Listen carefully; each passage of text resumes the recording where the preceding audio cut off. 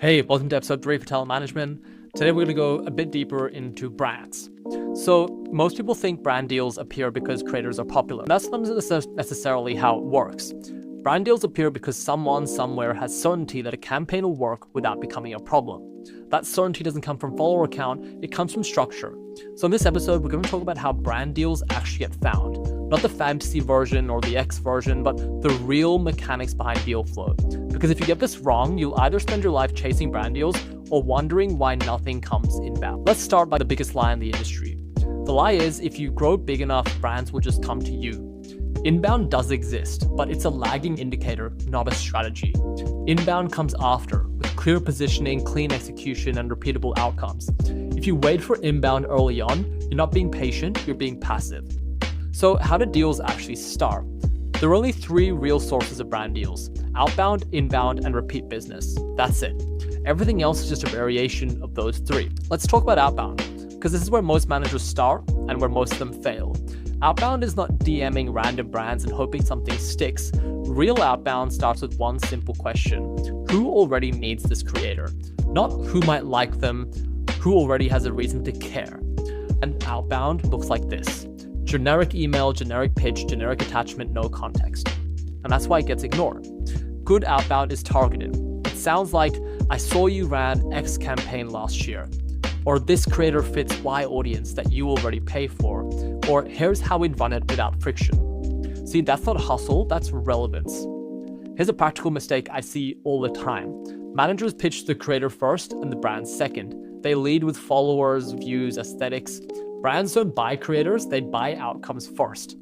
If your pitch doesn't immediately answer why now, why this creator, and why this works for the brand, it dies in the inbox.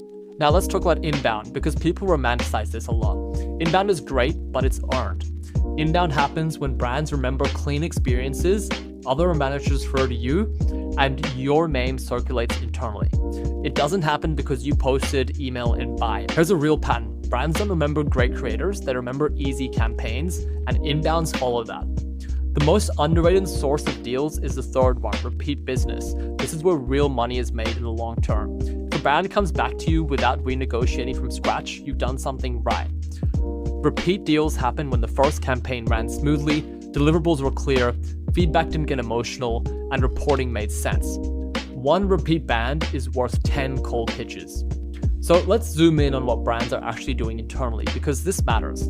Most brand managers are juggling multiple agencies, multiple creators, and multiple deadlines. They're overloaded. So when they find a manager who communicates clearly, flags issues early, and delivers exactly what was agreed, they don't want to start over, they want to reuse you. And that's how deal flow becomes predictable. Now let's talk about how deals actually move, step by step. Most people think a deal is pitch, yes, post, paid. That's not reality. Reality looks more like pitch, internal discussion, budget check, creative alignment, legal review, timeline negotiation, approval, execution, reporting, payment follow-up. If you don't understand this sequence, you'll misread silence as rejection. Silence is usually internal process, not disinterest. Bad managers panic, good managers manage timing. Here's a mistake that costs people real money. They push too hard too early. They chase responses. They nudge before brands have clarity, and they create friction where patience was needed. Confidence in deal flow comes from understanding how long things actually take. So let's talk about pricing, because this is where fear shows up. Most new managers underprice, not necessarily because brands demand it, but because managers don't believe they deserve more. Here's the reframe. Brands don't pay for posts, they pay for outcomes without surprises. If your process reduces risk, your price can increase. Price confidence follows process confidence. Now, let's get very practical. Here's a simple outbound framework you can use immediately. Before your pitch, answer these 3 questions in writing. What has this brand already done? Why does this creator fit this pattern? And what makes this execution clean? If you can't answer those clearly, don't pitch yet, you're not ready. Here's another practical insight. Not all deals are worth closing. Some deals drain time, they create stress, and they damage reputation. Early on, saying no is actually more valuable than saying yes.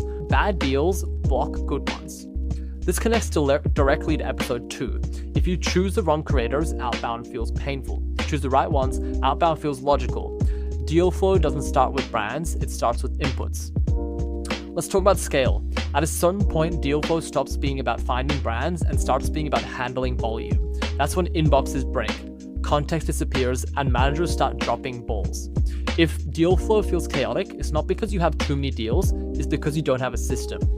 The key principle of this episode: deals don't fail because of rejection, they fail because of friction. Reduce friction and deal flow improves without more effort. So let's lock this in with a checklist. Before you pitch any brand, ask, does this brand already need this creator? Can I explain the fit in one sentence? Can this deal be repeated cleanly? And do I actually want this brand long term? If the answer is no more than once, don't send the pitch. Stop chasing brands, start chasing relevance. Deal flow is not a numbers game, it's a clarities game. In the next episode, we're going to talk about what happens after a brand says yes, because closing the deal is actually not the hard part. Running in without losing context, missing deliverables, or damaging trust, that's where managers actually fail, and that's what we'll break down next. I'm Rahul, I'm the founder of Creator 24, and I'll see you in the next episode.